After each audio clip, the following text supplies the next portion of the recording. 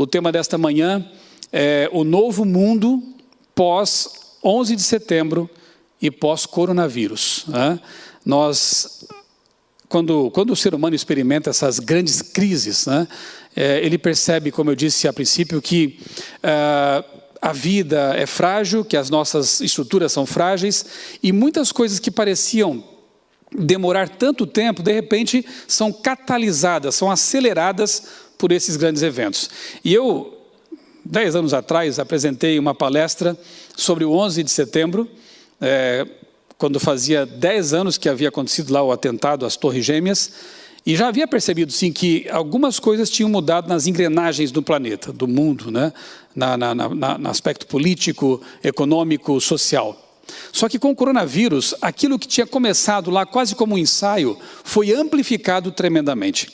Só que antes de a gente começar aqui a comentar algumas informações a respeito disso, desses dois eventos, eu quero ler com você, recordar, porque eu creio que você conhece bem o texto, Apocalipse 13, não vamos ler todo o capítulo, veremos aqui primeiramente os versos 1 a 7, depois 11, 12 e 15 a 17. E eu gostaria que você atentasse para alguns detalhes que estão aqui contidos neste capítulo. Primeiro, há duas bestas, uma emerge das águas, outra da terra. Segundo, há uma adoração imposta por essas bestas aí mancomunadas, associadas.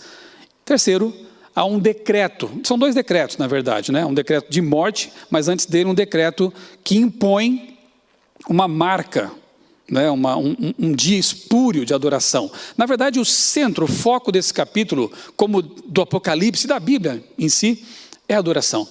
Adoramos a quem? A Deus ou ao usurpador, o dragão, Satanás, a antiga serpente, que tem seus testas de ferro, seus instrumentos por meio dos quais ele atua. A grande questão, no grande conflito, é a adoração. A quem adoramos? E o capítulo 13 fala muito disso. Depois que eu apresentar alguns fatos, em seguida aqui a leitura, eu voltarei ao Apocalipse para a gente fechar então essa nossa reflexão. Se você tem a sua Bíblia aí em casa, facilmente, por favor, leia com a gente, abra a sua Bíblia em Apocalipse 13, para que nós possamos aqui então refletir nesse capítulo tão crucial para o nosso tempo. Diz assim o texto, versos 1 ao 7. Vi emergir do mar. Você sabe que Apocalipse 17:15 responde o que é mar, As chaves interpretativas das profecias estão na própria Bíblia. Mar são povos, multidões, nações e línguas. Vi emergir do mar uma besta que tinha 10 chifres e 7 cabeças. E sobre os chifres 10 diademas. E sobre as cabeças 9 nomes de blasfêmia. A besta que vi era semelhante a leopardo, com pés como de urso e boca como de leão. Deu-lhe o dragão, que é Satanás, o seu poder e seu trono e grande autoridade. Então vi uma de suas cabeças como golpeada de morte, mas essa ferida mortal foi curada. Eu não vou ter tempo de entrar em detalhes aqui, espero que você realmente aproveite o tempo aí de confinamento para estudar a Bíblia, as profecias, o Apocalipse. Aquela série que eu indiquei, eu trabalho um pouco sobre isso aqui também. Há muitos elementos simbólicos aqui detalhados e não dá tempo de a gente abordar todos eles. Toda a terra se maravilhou quando a besta foi curada, a ferida foi curada, seguindo a besta. E adoraram o dragão, porque deu a sua autoridade à besta. Também adoraram a besta, dizendo, quem é semelhante à besta? Quem pode pelejar contra ela? Foi-lhe dada uma boca que proferia arrogâncias e blasfêmias, e autoridade para agir 42 meses. 42 meses, transformando em dias, são 1260 dias. Em profecia, dia valiano, dia corresponde a um ano, literal, portanto são 1260 anos de perseguição, de arrogâncias, de uma atuação contrária à vontade de Deus. Depois a gente vai voltar a esse período aqui mais adiante. Bem, abriu sua boca em blasfêmias contra Deus para difamar o nome dele e difamar o tabernáculo. Esse poder ataca o ministério intercessório de Cristo, o Tamide, no santuário celestial. A saber, os que habitam no céu. Foi-lhe dado também que pelejasse contra os santos e os vencesse. Perseguição contra o povo de Deus, deturpação da verdade, ataque ao santuário celestial, especialmente. Agora os versos 15 a 17, nós vemos o seguinte. E lhe foi dado comunicar fôlego, verso 11 ainda, para que nós saibamos que agora vamos falar da segunda besta. Versos 11 e 12. Vi ainda outra besta emergir da terra. Então, mar, povos, multidões, nações e línguas. Terra, o oposto disso, uma região desabitada, deserta. Ali surge a segunda besta. Vi emergir da terra, uma outra besta, possuía 2 chifres, parecendo cordeiro, inicialmente pacífica, bondosa, mas falava como dragão. Ela se transmuta com o tempo. Exerce toda a autoridade da primeira besta, a do mar, na sua presença. Faz com que a terra e seus habitantes adorem a primeira besta, cuja ferida mortal fora curada. A segunda besta forçará uma adoração à primeira besta, atrás de quem está o dragão. Agora sim, versos 15 a 17. Foi-lhe dado comunicar fôlego à imagem da besta, para que não só a imagem falasse, como ainda fizesse morrer. Decreto de morte, veja só. Quantos não adorassem a imagem da besta? A todos, os pequenos e grandes, ricos e pobres, os livres e escravos, faz com que lhe seja dada certa marca sobre a mão direita ou sobre a fronte, para que ninguém possa comprar ou vender, senão aquele que tem a marca, o nome da besta ou o número do seu nome. Você percebe então que haverá 2 decretos restritivos. Um que vai impor essa marca e o outro de morte. A marca da besta, embora haja um monte de teorias por aí, circulando nas redes sociais, infelizmente as pessoas não se dão ao trabalho de estudar a fundo, de comparar textos com textos. Quer um exemplo? Já que eu falei do 11 de setembro, assim que aconteceu lá o atentado às Torres Gêmeas, eu me lembro que algumas pessoas já começaram a dizer que era o cumprimento de Daniel 8, com aquele carneiro de 2 chifres. Os chifres foram quebrados na profecia, então as torres foram derrubadas, aquilo lá é o carneiro. Bastaria que lessem alguns versos depois, o verso 20 do capítulo 8 de Daniel, em que o profeta responde. Ele diz que os 2 chifres são a Média e a Pérsia. Para que ficar viajando, né? Para que ficar tentando interpretar uma coisa que está interpretada? A Bíblia é o seu intérprete. As chaves proféticas estão na Bíblia. Então, se eu quero saber o que é a marca da besta, eu tenho que ler outros textos. E a própria Bíblia diz que a marca de Deus, o selo de Deus, é o reconhecimento de que Ele é o Criador do universo. E o sábado, o 7º dia da semana, que antecede o pecado, porque está lá em Gênesis 1, ele se constitui nesse selo de reconhecimento que Deus é o Criador. Por que guardamos o sábado? Porque nós reconhecemos que Deus fez os céus, a terra, o mar e as fontes das águas. Então, se a marca de Deus, se o selo de Deus é esse mandamento, que não é mais importante que os outros, mas ele nos torna conscientes de que Deus é o Criador, a marca da besta é o oposto disso. Tem que ser algo parecido, mas diferente. Parecido, mas oposto, porque o Apocalipse é o livro dos contrastes. O pastor Dornelles falou isso no sábado passado. Você tem o trono de Deus, o trono da besta, de Satanás. Você tem a mulher virtuosa de Apocalipse 12, mas também tem a mulher prostituta de Apocalipse 17. Você tem o cordeiro e o dragão, são contrastes. E você tem a marca de Deus e a marca do diabo. Você tem o selo de Deus e o selo de autoridade humana. Você tem um dia da semana que marca realmente o memorial da criação, é o aniversário da criação. Ninguém pode mudar o dia do aniversário. E você tem um dia que foi transferido, mudado por uma autoridade humana que perseguiu, que desvirtua a verdade e que ataca o ministério intercessório de Cristo lá no santuário celestial. Preâmbulo, Apocalipse 13 é isso, né? Bem assim, abordando isso bem rapidamente. Na vigília nós vamos nos demorar mais nesses assuntos aqui, mas agora eu quero me voltar um pouco, e depois voltaremos à Bíblia, assim, né? A alguns fatos relacionados, sim, com o 11 de setembro. Era uma terça-feira, 11 de setembro de 2001, eu me lembro muito bem, embora já faça aí 2 décadas, né? Eu estava lá na redação da Casa Publicadora Brasileira, e de repente, acho que foi a secretária da redação, ela passou pela sala dizendo, gente, vamos lá à sala de reuniões, porque a TV estava ligada lá, acho que na CNN, está acontecendo alguma coisa em Nova York. E de fato, uma das torres já havia sido atingida. E a gente pensou, que acidente terrível, né? Um avião entrou numa das torres, atingiu a torre em cheio. Até então parecia um acidente. Só que poucos minutos depois, a Torre Sul foi atingida. E aí já não tinha mais como pensar que fosse um acidente. Era alguma coisa orquestrada. E de fato, a gente ficou assim, estupefato, né, com aquela situação. O que está acontecendo? Que história é essa? os norte-americanos tão armados, tão protegidos, jamais poderiam imaginar que aviões comerciais poderiam ser sequestrados para fazer um estrago como aquele. Não foram só aqueles dois. Outro atingiu o Pentágono, nos arredores de Washington, e um quarto avião quase atingiu a Casa Branca, não fosse os passageiros terem se insurgido ali, né, e conseguiram conter os terroristas. O avião caiu ali perto de Pittsburgh, antes de chegar até a Casa Branca em Washington. Foram 4 aviões sequestrados, 19 sequestradores morreram nesses acidentes, nesses atentados, né? E quase 3.000 pessoas perderam a vida nessa situação aí, nesse atentado terrorista que, sem dúvida, marcou a história. Foi algo realmente bastante dramático, né?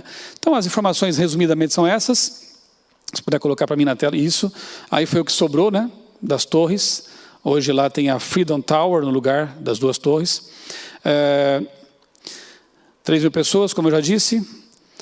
Olha só. O jornalista Ruben Holdorf, lá do UNASP Campus Engenheiro Coelho, ele escreveu algo sobre a questão da perda gradual da liberdade de imprensa, que é um fato importante. Ele diz assim, que a rivalidade entre o governo e a imprensa se iniciou logo após os atentados de 11 de setembro, quando a então Conselheira Nacional de Segurança, a Condoleezza Rice, solicitou à imprensa nacional evitar qualquer notícia prejudicial à ordem no país. Os chefes de redação, Ron Gutty e Dan Guthrie, dos jornais City Sun e Daily Courier, respectivamente, ousaram cumprir a primeira emenda da Constituição Americana, liberdade de imprensa, de expressão religiosa. O que aconteceu? Foram demitidos. Configurava-se aí o princípio da derrocada da primeira emenda e o primeiro abalo contra a democracia. Para você que pensa que é impossível mudar a lei, a Constituição norte-americana, perceba que uma crise pode acelerar coisas que pareciam imutáveis, impossíveis de acontecer. O caso aqui foi a perda gradual de liberdade de imprensa, o governo interferindo diretamente nessa questão. O que mais? Segundo matéria publicada na revista Super Interessante, de setembro de 2011, 10 anos após o atentado, para combater o terrorismo, ou com essa justificativa, os Estados Unidos tomaram medidas radicais. O governo passou a grampear secretamente e-mails e telefonemas da população, lembra disso? Criou cadeias à margem da lei, como a de Guantánamo, que não obedece às regras jurídicas do país, e usou tortura contra suspeitos de terrorismo, que podem ser presos por tempo indeterminado, mesmo sem provas ou sequer uma acusação concreta. Por tudo isso, há quem diga que os Estados Unidos se tornaram um Estado policial. Cordeiro, dragão. Então, jornalistas, analistas, né, perceberam realmente que houve uma mudança aí, nas engrenagens, houve uma tendência para o autoritarismo, né, numa nação que sempre se gabou aí de sua democracia e das liberdades, né, constitucionais. Agora o que nos interessa realmente é os desdobramentos proféticos dessa situação toda. Veja só. Primeiro, foi aprovada a lei patriótica no tempo do governo Bush. O governo americano passou a ter direito de investigar qualquer cidadão americano ou estrangeiro morando nos Estados Unidos, sem necessidade de ordem judicial. Outra coisa, em 2006 foi aprovado também o ato das comissões militares. Grave essa descrição, eu vou voltar a ela. O ato das comissões militares. O que foi isso? Dava ao presidente norte-americano a autoridade para instituir tribunais militares à parte do sistema judicial. Com que propósito? Julgar combatentes inimigos ilegais. Grave isso também. Combatentes inimigos ilegais. Detalhe, qualquer cidadão americano poderia ser considerado combatente inimigo ilegal, desde que houvesse uma suspeita de que ele estivesse envolvido com terrorismo, com atividades terroristas. Percebeu? Um tribunal paralelo à lei. A pessoa pode ser presa sem qualquer tipo de julgamento, condenada sem qualquer tipo de julgamento, pode ser presa sem mandato, e assim as coisas começaram a acontecer por lá, né? Não eram só militares, embora a expressão ali aparecesse, né? O 11 de setembro antecipou a chegada do quadro profético de Apocalipse 13, 15 a 17, que acabamos de ler. Segundo o qual, os combatentes inimigos ilegais do governo norte-americano não poderão comprar nem vender se não tiverem o sinal da besta. Um amigo meu, que fez mestrado comigo, inclusive, o pastor Sérgio Santelli, um grande estudioso de profecias também, escreveu o seguinte, há alguns anos atrás: o evento também mostrou claramente que diante de uma tragédia de grandes proporções, as pessoas abrem mão da sua liberdade em troca da promessa de segurança. A pergunta é, não poderia também a lei dominical ser imposta em outro futuro, num futuro cenário de uma tragédia de grandes proporções, quando a segurança mais uma vez fosse trocada pela liberdade? Claro que sim. Interessante que as pessoas, os americanos, tão ansiosos de suas liberdades individuais, na época, permitiram que essas coisas fossem feitas pelo governo. Por quê? Quando o medo é alimentado, artificial ou realmente, né, as pessoas abrem mão de suas liberdades. Elas não querem morrer. Então, se uma situação catastrófica for realmente sendo real ou não, enfim, não vamos discutir esse ponto, ela for devidamente alimentada pela mídia, né, isso se chama engenharia social, as pessoas cheias de medo abrem mão de suas liberdades. As coisas começam a mudar, como eu disse, rapidamente. Vamos lá. A teologia dos terroristas. É um ponto interessante também de a gente analisar isso aqui, a ideologia dos terroristas, né? Porque, embora a gente repudie veementemente as atitudes deles, o que eles têm feito, né? Levado pessoas à morte, assassinado e tudo mais, quando analisamos a teologia, as ideologias desses aderentes, esses que adotam essa visão terrorista, né? A gente percebe algumas coisas. Primeiro, existe a aversão ao materialismo e ao secularismo da cultura ocidental. Segundo, condenação da sensualidade e da imoralidade. Terceiro, sentimento contrário ao Vaticano e aos Estados Unidos. Quarto, temor de uma possível união entre esses dois poderes, ou seja, igreja e Estado. Eu te pergunto, não tem um grupo que pensa mais ou menos assim?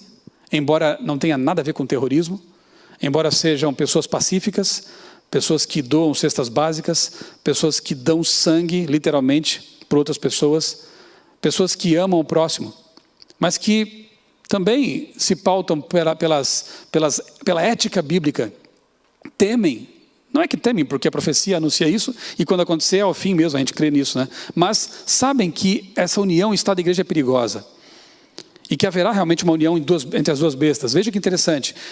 Há um livro, inclusive, que é publicado por esse pessoal aí, que trata desses temas todos. Que talvez, se for lido amplamente, poderá até trazer problemas, porque poderão confundir esses dois grupos de pessoas. O remanescente fiel da Bíblia, ele também pensa semelhantemente a alguns desses aí chamados fundamentalistas terroristas, não é? Mas não tem nada a ver com eles. Mas a confusão pode se armar nesse sentido. Então é algo para a gente pensar também, né? O que mais?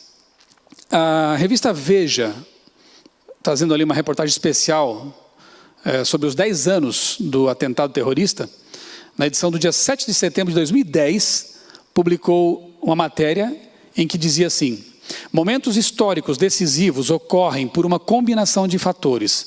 Mudanças demográficas, decisões políticas e econômicas e desastres naturais, por exemplo, podem confluir para que uma sociedade siga por outro rumo.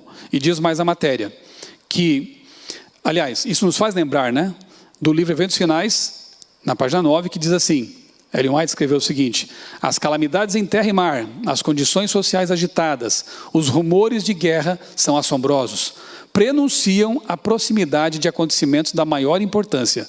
Grandes mudanças estão prestes a ocorrer no mundo e os acontecimentos finais serão rápidos. Agora sim, a mesma matéria da revista Veja daquela época definia da seguinte forma a expressão, a palavra fundamentalismo.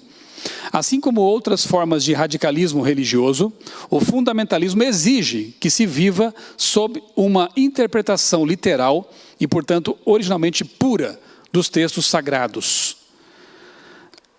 Em 2001, pouco tempo antes aí do atentado, a revista Galileu chamava aqueles que creem na Bíblia, literalmente, de fundamentalistas.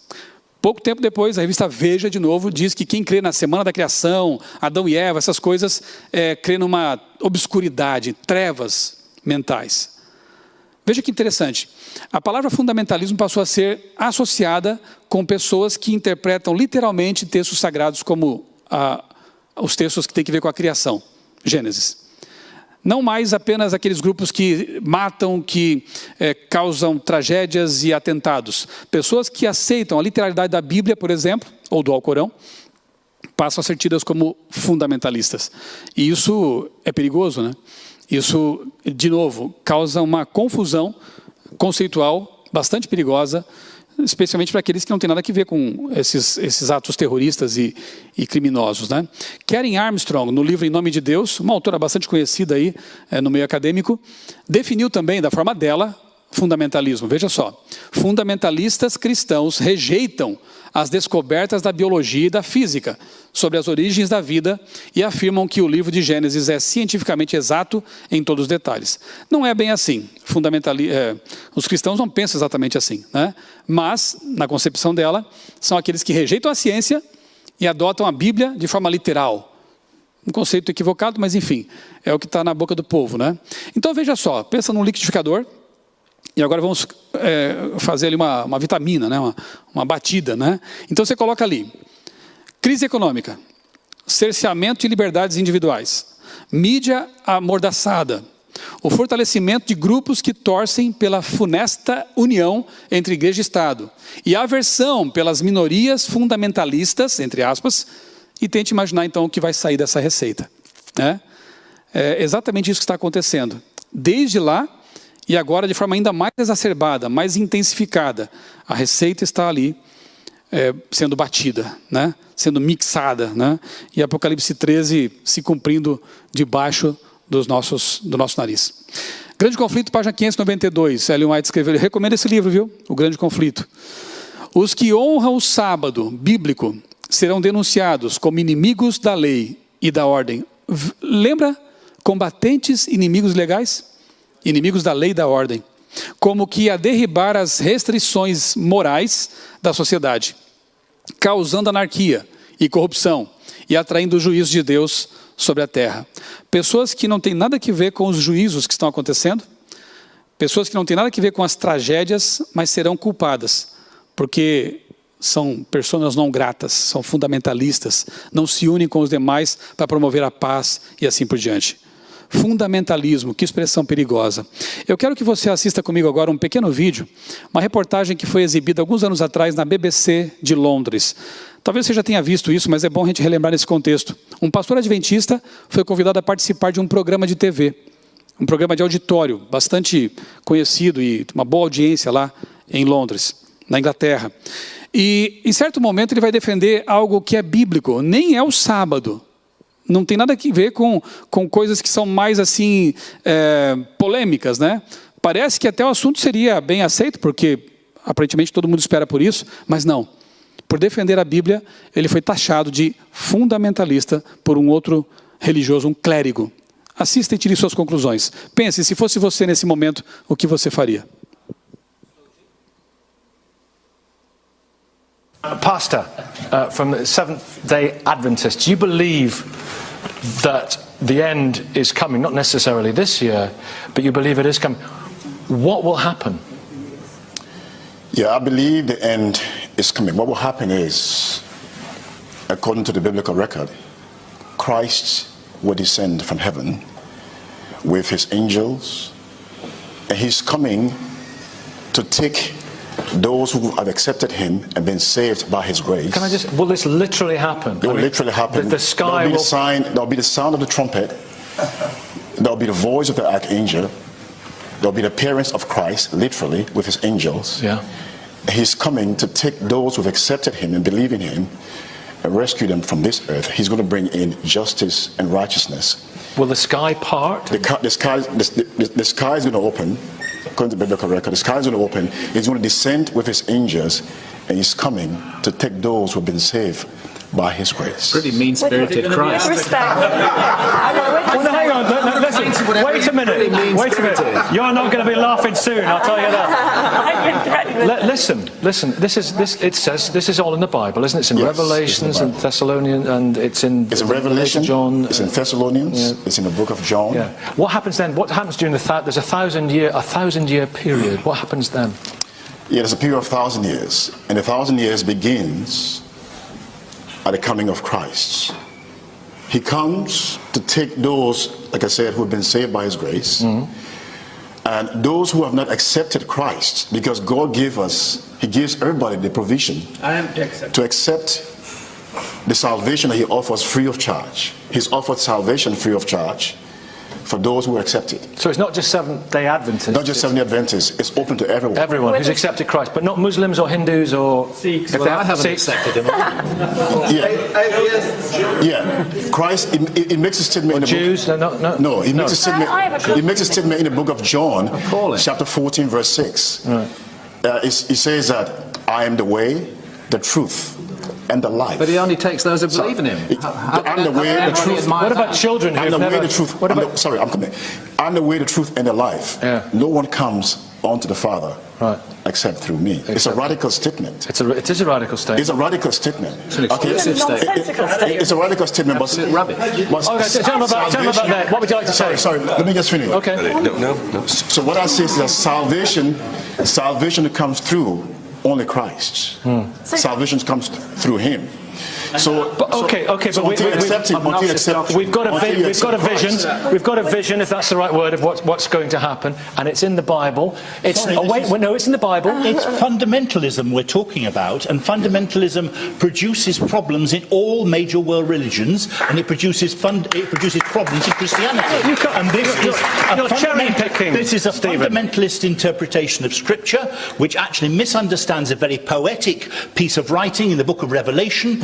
It misunderstands Paul's view that the kingdom was coming immediately, not in 1,000, 2,000 years' time, but that was, we now know, a misunderstanding of Paul and the early Christians. They thought Christ was coming back again. We now work on an entirely different basis in the mainstream. It's in the New Testament. But so what? There are things in the New Testament, Nicky, which we actually have to reinterpret in the light of biblical criticism and modern understanding of Scripture. And this fundamentalist approach doesn't work.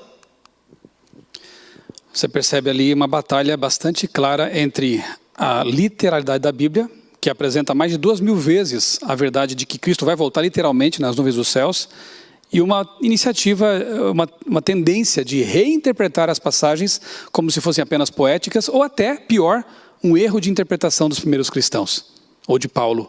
Que coisa! Ou aceitamos a Bíblia pelo que ela é, ou a rejeitamos completamente. Cristo vai voltar. E por pregar essa mensagem, por defender isso, esse pastor, que graças a Deus foi muito calmo, muito tranquilo, né? Usado por Deus, ele foi taxado de fundamentalista. Imagine você quando começar a agitação dominical e nós tivermos que defender verdades ainda mais impopulares. Como estaremos nesse momento? Preparados? Cheios do Espírito? A fim de enfrentar toda a oposição? É isso que nos aguarda. Esse é o tempo de preparo, para que possamos enfrentar realmente essa época difícil, né? Vamos lá. Agora, deixemos um pouquinho de lado ali o 11 de setembro e pensemos na pandemia como uma aceleração de tudo isso que a gente viu até agora. Um catalisador tremendo, né? E um ensaio para o fim do mundo. Não é o fim ainda, mas é um ensaio bem interessante para a gente pensar e analisar. Agora eu vou apresentar para vocês rapidamente aqui algumas notícias. Por exemplo, The Times of Israel, um jornal lá de Israel, dizendo que o governo autorizou, sim, que se fizesse aí uma investigação em massa por meio de telefones celulares, o que aconteceu no Brasil também. Eu recebi no meu celular, aqui no estado de São Paulo, um aviso lá no começo da pandemia, né, de que estaríamos sendo, em outras palavras, vigiados, né? Para aqueles que defendiam a implantação de um biochip, é até uma frustração, né? Porque é muito mais fácil do que isso. Não precisa nem implantar um chip, você já está sendo vigiado por outras formas, né? Inclusive por reconhecimento facial por câmeras espalhadas por aí. Então, aquele livro 1984, de George Orwell, já é realidade. Nós já estamos vivendo o grande Big Brother, né? E sendo monitorados o tempo todo. Outra notícia.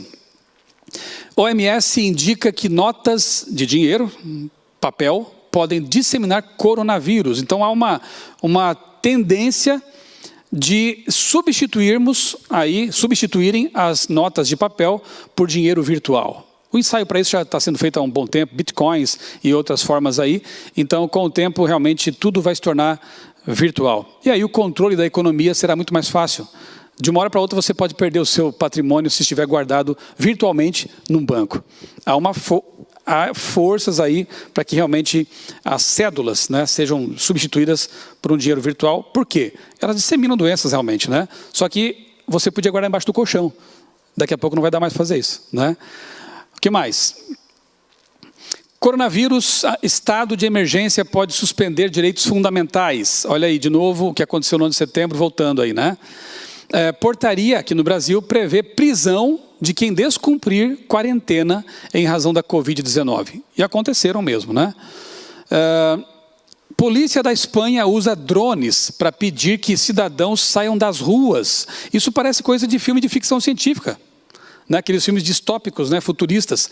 As pessoas estão andando lá e os drones vigiando e dizendo que cidadãos voltem para suas casas. Que coisa, né? Olha o que está acontecendo agora.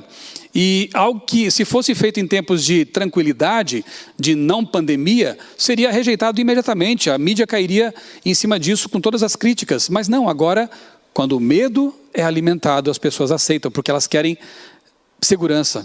Elas querem que a vida seja protegida. O que mais?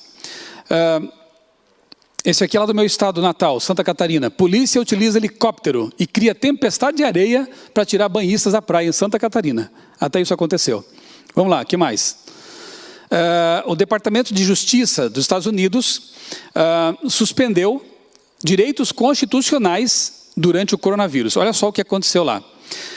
O Departamento de Justiça de Trump pediu ao Congresso a elaboração de legislação que permita aos juízes principais manterem indefinidamente as pessoas sem julgamento e suspender outros direitos constitucionalmente protegidos durante coronavírus e outras emergências. Você se espantou o que aconteceu no 11 de setembro, pouco depois? Agora a coisa é muito maior. As pessoas podem ser mantidas presas indefinidamente, indo contra a Constituição. De novo eu digo, quem achava que é preciso alterar a Constituição para que um decreto como o dominical seja assinado nos Estados Unidos, talvez não seja preciso isso. Basta uma medida provisória, basta um momento de emergência para que a lei máxima seja momentaneamente, pelo menos, né, superada por uma outra legislação emergencial. Mais uma. A verdade é que essa pandemia está servindo de laboratório, como eu disse, né, de ensaio para muitas ações que poderão se tornar rotina no mundo pós-crise. Em tempos assim, as liberdades individuais e mesmo a liberdade religiosa são seriamente ameaçadas. Veja, por um decreto, os templos foram todos fechados. Então é para pensar, né? Ambientalismo, a nova religião planetária, o que vem depois da pandemia? O que poderá ser acelerado agora, graças às evidências que foram observadas durante esse tempo de quarentena, de confinamento, de isolamento social? Vejamos.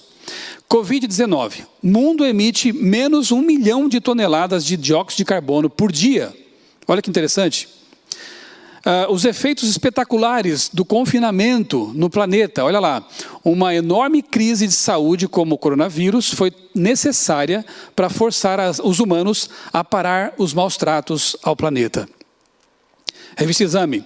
As emissões de dióxido de carbono, de nitrogênio, digo, na região de Wuhan, lá no epicentro da pandemia do coronavírus, caíram de 10% a 30% entre 1º de fevereiro e 25 de fevereiro de 2020, em comparação com dados do ano passado. Então, a qualidade do ar, não só na China, mas aqui em São Paulo também, foi perceptível, né? Fotos têm sido tiradas, mostrando as diferenças, né? De outros lugares também, a gente tem percebido isso, como, por exemplo, em Veneza. Aqueles canais que viviam ali com as águas turvas, pela poluição e tudo mais, olha como estão agora, limpos. Isso tudo está servindo de argumento para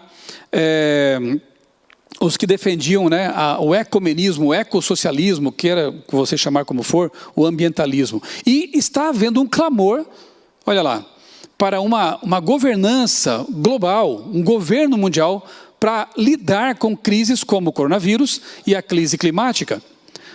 James Bolton, a crise clama por uma liderança global. Aquele anterior ali é um ex-primeiro-ministro da Inglaterra, do Reino Unido, clamando por um governo mundial.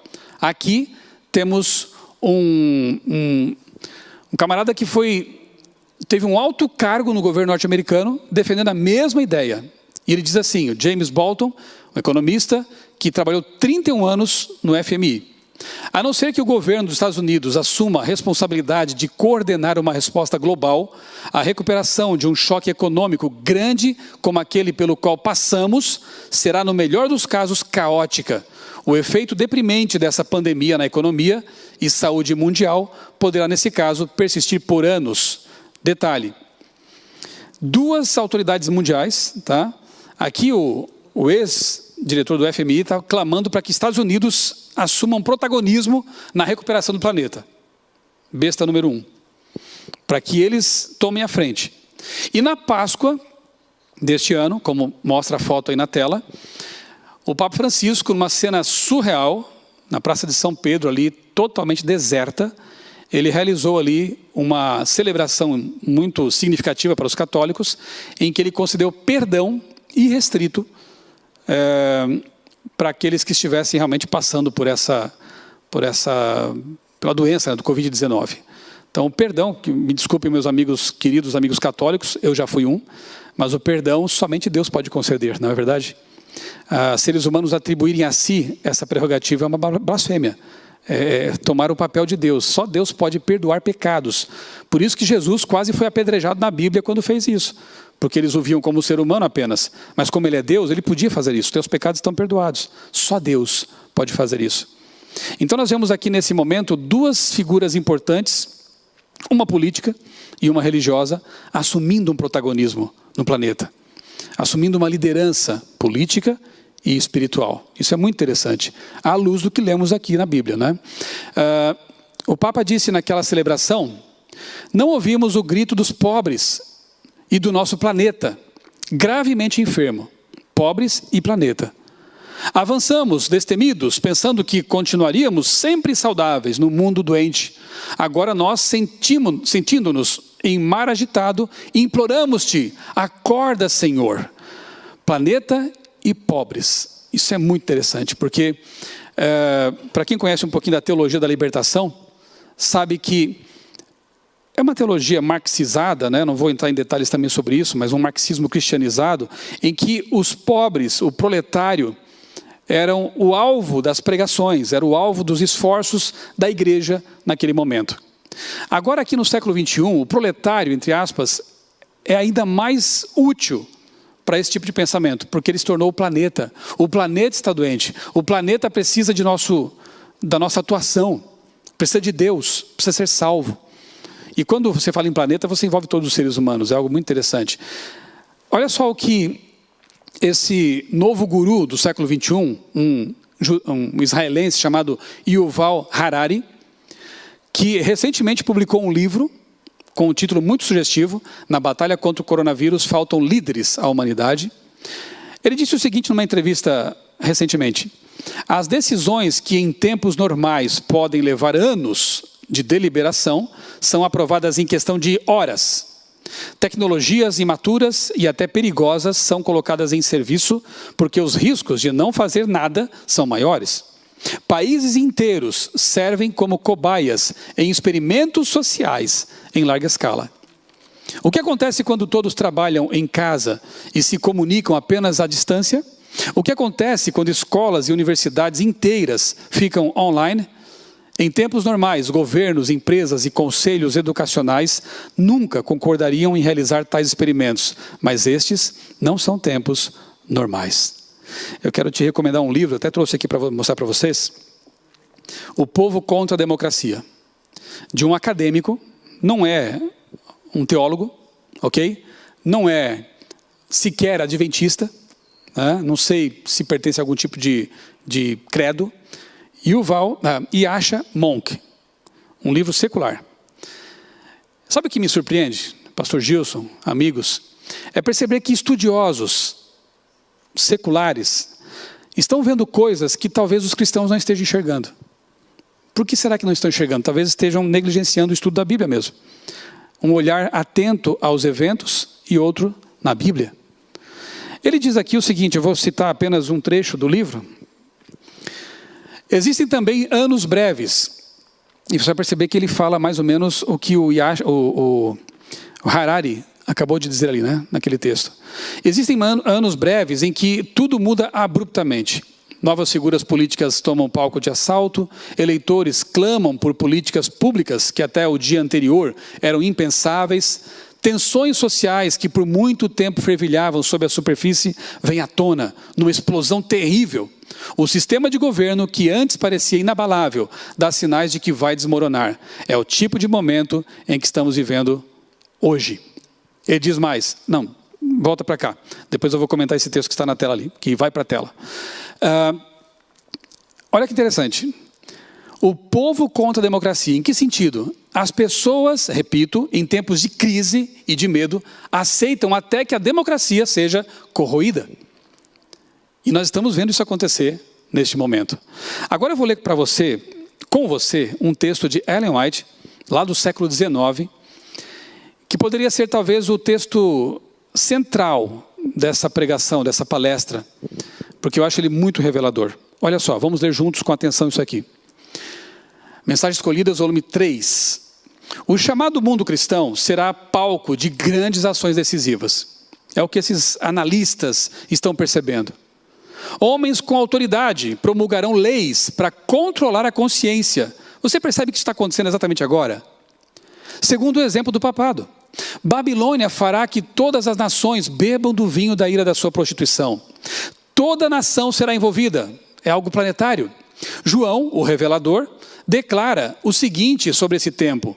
Tem estes um só pensamento. Apocalipse 18. Haverá, eu grifei essa frase, acho incrível. Haverá um laço de união universal. Uma grande harmonia. Uma confederação de forças satânicas. E oferecem à besta o poder e a autoridade que possuem. Assim, é manifestado o mesmo poder arbitrário e opressor contra a liberdade religiosa, contra a liberdade de adorar a Deus, de acordo com os ditames da consciência, que foi manifestado pelo papado quando no passado ele perseguiu os que ousaram recusar conformar-se aos ritos e cerimônias religiosas dos romanistas. Outro livro que eu quero te recomendar, para não dizer que a gente é tendencioso, é esse aqui. O Império Ecológico, de Pascal Bernardin. É um calhamaço que você pode perceber. A subversão da ecologia pelo globalismo. Bernardin é um autor tremendo, é um pensador francês, assim, com textos fantásticos. E neste livro, no século 21, ele diz algo que já estava sendo dito por Ellen White no século 19. Querem ver? Olha aqui o texto que eu vou destacar para vocês. De Pascal Bernardin. Um discurso onipresente monopoliza as mídias. E uma nova ideologia parece estar emergindo. Não estaríamos em presença de um discurso totalitário, mascarado, cujas potencialidades revolucionárias foram gravemente subestimadas? Não estaríamos testemunhando a subversão da verdadeira ecologia que nós pregamos, mordomia. Aquela que é respeito pela obra do Criador. Fantástico. É quase um adventista para mim esse autor aqui.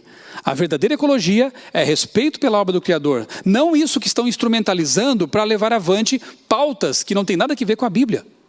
Diz mais aqui o Bernardin.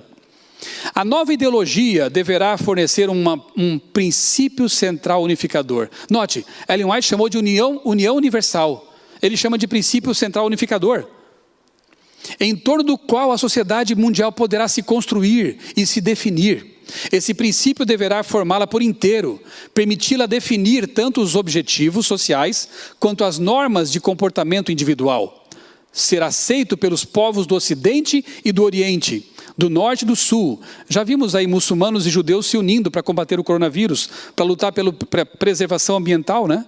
Ele deverá, esse princípio central, que Ellen White chama de união, laço de união universal, evitar confrontar qualquer sensibilidade religiosa ou filosófica, mas, ao contrário, fazer avançar a causa sincretista, se quiser chamar de ecumenismo, fica à vontade, e a aparição de uma religião mundial.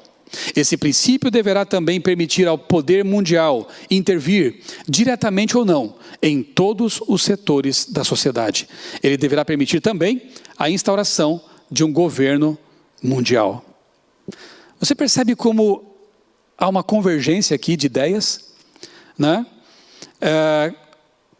Emergências que possibilitam a adoção de leis restritivas, Mas as pessoas que estão envolvidas por esse tipo de restrição não percebem quase isso, porque elas creem que isso seja segurança, isso seja bom, um governo mundial que maravilha, uma religião mundial que maravilha. Mas quem ditará as regras? Que tipo de crença vai predominar nesse tipo de religião mundial? Em que todos podem se unir, embora creiam em coisas tão diferentes, tão diversificadas, né? Olha, em 2009, 11 anos atrás, eu era um dos editores da revista Adventista na época, e publiquei um pequeno texto com o título Aquecimento Global é a Nova Religião. E na época, alguns até acharam que estava sendo um pouco sensacionalista, né? 11 anos se passaram, e eis que 10 anos se passaram. Ano passado, eu vi num blog de política esse título. Ambientalismo é a nova religião. O tempo passa, e nada como um dia depois do outro, né? Sínodo da Amazônia consolida Papa Francisco como líder da defesa do ambiente, na defesa do ambiente. Eu vou deixar para você uma tarefa de casa. Quem sabe agora à tarde você pode assistir isso. No meu canal no YouTube, Michelson Borges, tem lá um vídeo que eu preparei sobre o Sínodo da Amazônia. O Sínodo da Amazônia. Bispos, cardeais e o Papa estiveram reunidos tratando desse assunto. Agora perdeu força porque a pandemia é muito mais grave, né, do que qualquer coisa que possamos imaginar. Mas, na época, realmente era um assunto que tinha dominado a mídia e a Igreja Católica teve lá a sua reunião. E eu estudei ponto por ponto do Instrumento Laboris, que é o documento que eles estudaram lá, para depois gerar um documento oficial publicado pelo Papa. É algo realmente assim bastante, quase assustador, né? Porque há uma teologia ali que não é bíblica, uma teologia indigenista. Um ressurgimento da teologia da libertação, colocando a terra como proletário, como eu disse a vocês. Então eu quero te convidar a assistir a esse vídeo, porque eu não tenho tempo aqui de explorar muito mais esse assunto do ecumenismo, do ambientalismo, né, que está sendo utilizado de forma instrumentalizada. Então assista, por favor, esse vídeo e você vai ter uma ideia mais aproximada do que eu estou dizendo aqui em linhas gerais. A comunhão com a Mãe Terra ressuscitará depois da pandemia. Isso está publicado no site do Vaticano, Vatican News. A comunhão com a Mãe Terra, uma expressão pagã, não existe Mãe Terra, ela vai ser maior, ressuscitará depois da pandemia. Jornal lá do Canadá traz o título: Domingo deve ser de novo um dia de descanso. Interessante, não? E o prefeito de uma outra cidade do Canadá, Guelph, Ken Guthrie, no Twitter dele, postou o seguinte, recentemente: apenas colocando isso para consideração. Então, só para a gente pensar. Depois que chutarmos o Covid-19, sugiro que tudo seja fechado no domingo, novamente, para que possamos apreciar o que realmente significa a importância de fazer uma pausa em nossas vidas ocupadas. Eu acho que nosso corpo, mente e alma nos agradeceriam. A ideia pegou, ela é simpática. E nós estaremos diante de uma situação ambivalente após a crise. Primeiro, temos que recuperar a economia, trabalhando duro. Segundo, percebemos que o planeta se recuperou quando os seres humanos deram uma pausa, fizeram uma pausa. E agora, o que fazer? É bom pausar, mas temos que trabalhar. Que tal pausar um dia só? E aí percebemos como o argumento será muito bom, muito fácil, muito tranquilo, com evidências concretas, porque as fotos estão aí, as reportagens, os dados, as estatísticas estão aí, mostraram que realmente podemos salvar a Terra se pararmos um dia, que pelo menos nos confinemos por um dia. Deixe o carro na garagem, vá para a igreja apenas, fique com a família, vá a um parque. Baixo carbono, um dia de baixo carbono. A ideia é muito simpática e haverá argumentos fortes para isso. E aqueles que discordarem, não porque não concordam com preservação do meio ambiente, ou porque a família precisa de um dia para descansar, não é por isso, mas é porque o aniversário da criação é outro dia. É porque o dia de descanso é outro dia. Fundamentalistas, por que vocês insistem nisso? Serão pessoas não gratas. E aí, por um motivo injusto, serão execrados publicamente, como diz Ellen White no Grande Conflito, e finalmente perseguidos até. As leis, os protótipos de leis estão aí já foram aprovadas, né? Sobrepõem a Constituição e podem ser presos, podem ser perseguidos, podem ser monitorados. O cenário você percebeu, está montado para tudo isso, né? Papa diz que o coronavírus, a pandemia de coronavírus, pode ser uma resposta da natureza à crise climática. É lógico que ele ia linkar as coisas. É lógico que haveria autoridades já dizendo, tem tudo a ver com as mudanças climáticas. Porque agora o argumento ganha muita força, né? Testemunhos Seletos, volume 2. O movimento dominical está agora preparando o caminho na sombra, por baixo dos panos. Seus dirigentes ocultam o seu legítimo intento, e muitos dos que a ele aderem, aceitam, ignoram para onde leva a corrente. Muita gente sincera, honesta, está participando disso sem saber. Os intuitos professados são de índole branda e aparência cristã, mas sua fala há de revelar o espírito do dragão. Outro livro de um autor secular, dizendo a mesmíssima coisa, Roger Scruton, um grande pensador, filósofo, faleceu há poucos meses. Previsões alarmistas desse tipo são recorrentes na história, e há um bom motivo para isso. Alarmes transformam problemas em emergências, levando o andamento normal e diário da política a uma interrupção abrupta. Diante de uma emergência, preparamo-nos para obedecer, seguir líderes e nos proteger. As pessoas que cobiçam políticas centralizadoras, de cima para baixo, têm as emergências em alta conta. Não só pessoas, mas esses poderes também que lutam contra Deus. Tem muita coisa para a gente falar, tem muitos conteúdos. Deixa um pouco para a vigília, né, pastor?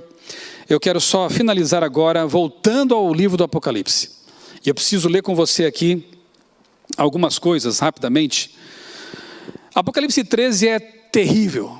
Apocalipse 13 é uma revelação de perseguição, de morte, de oposição a Deus. Mas graças a Deus, Apocalipse 13 é ladeado por 12 e 14. Que óbvio. Sim, mas aqui o 12 fala de vitória.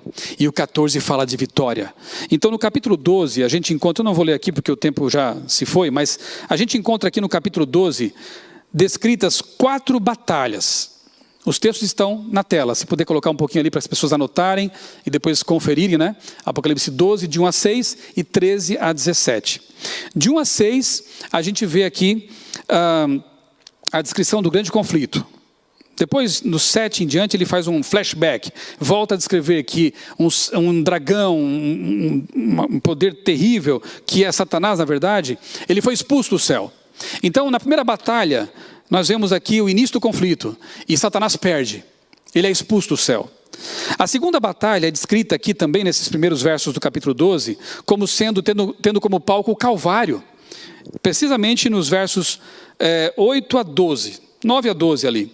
No Calvário, Satanás perde de novo, Jesus sai vitorioso, Jesus derrota as forças do mal, Jesus nos perdoa, nos redime e depois ressuscita, selando a derrota de Satanás.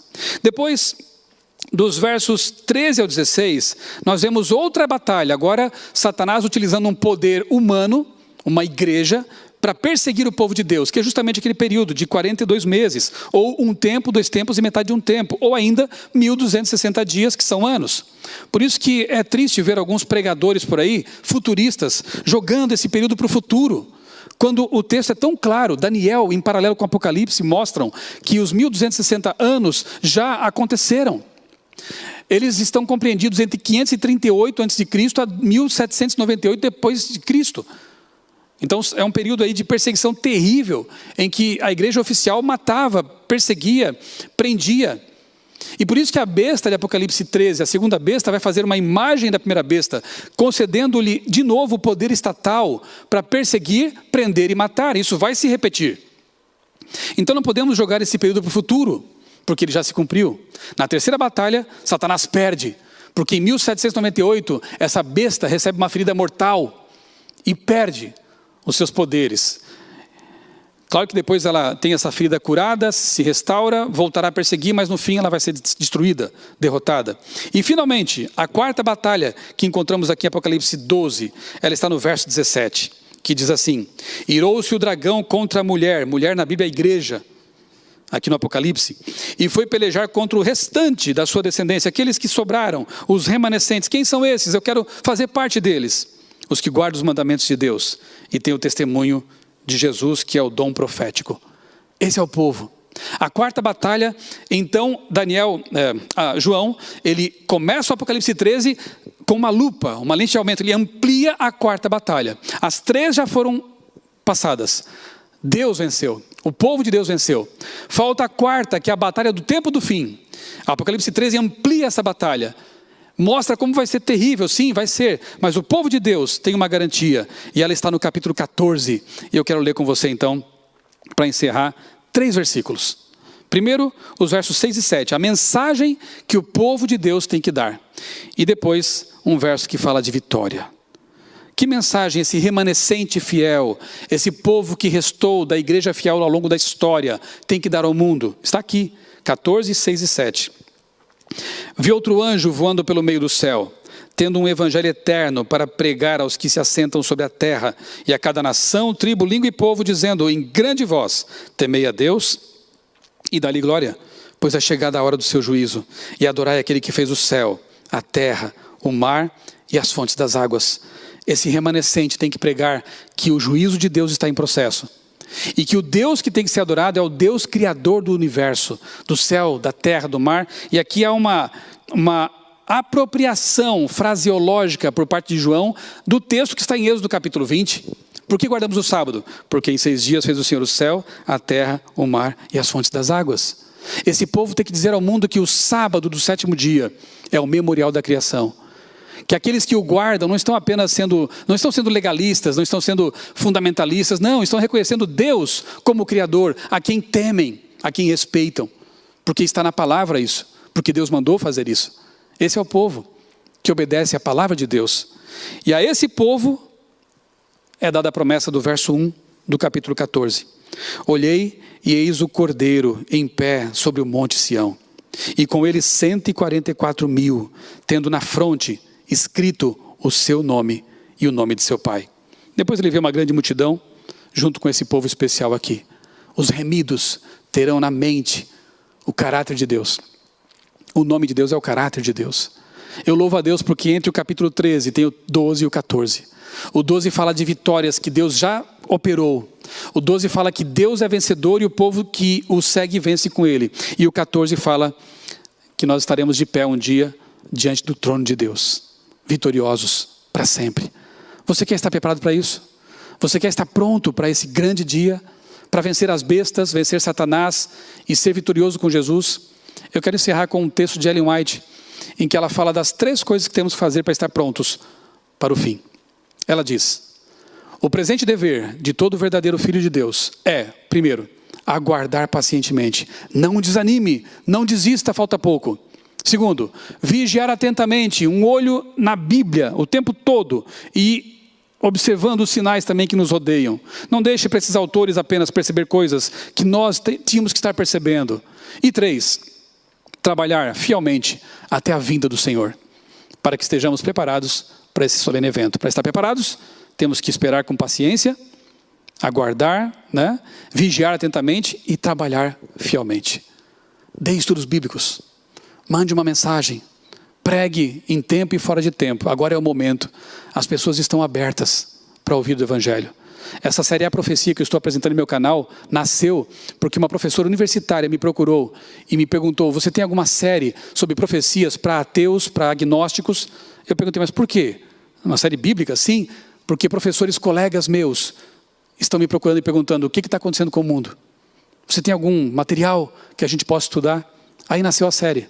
Vídeos curtos com abordagem para ateus, agnósticos, porque Deus está gritando com o seu megafone. Precisamos concluir a obra, precisamos entender o momento que estamos vivendo, precisamos estar preparados para a volta de Jesus. Mas para isso, Ele tem que ser o primeiro na sua vida. Ele tem que ocupar o centro da sua existência. Sabe, o Apocalipse é como se fosse um grande spoiler. Ele já mostra o fim, desde o começo, e ele afirma que no fim o Cordeiro vence. O Cordeiro vai vencer o dragão. As bestas serão destruídas e o povo de Deus vai vencer com ele. Você vai vencer, se ele for o primeiro em sua vida, desde já. Que Deus o ajude a entregar realmente o coração, a sua mente e todo o seu ser a Cristo, para que você esteja do lado vencedor. Vamos orar? Bom Deus e Pai, obrigado, porque na Tua palavra encontramos conforto, segurança e a certeza de que se estivermos do Teu lado, seremos também vencedores. Obrigado, Pai, porque nesse tempo de pandemia, de preocupações e incertezas no mundo, nós temos uma grande certeza. A certeza de que no fim, tudo dará certo. Porque lá no fim nós contemplamos pela fé a volta de Jesus. A segunda vinda literal de Jesus Cristo, nosso Senhor e Salvador. Bom, Pai, muitas pessoas nos acompanharam, milhares de pessoas nos acompanharam por meio das redes sociais, ouviram o apelo que foi feito aqui para entregar o coração a Ti, a mente a Ti. Senhor, aceita a nossa decisão, aceita a nossa entrega, perdoa os nossos pecados, restaura-nos e faze-nos instrumentos em Tuas mãos para alcançar outros perdidos, para que possam ter a mesma esperança que nós temos e que arde em nosso coração. Dá-nos, ó Deus, a Tua paz. Concede-nos um restante de sábado muito feliz e abençoado. Nós Te pedimos agradecidos, em nome do Senhor Jesus. Amém.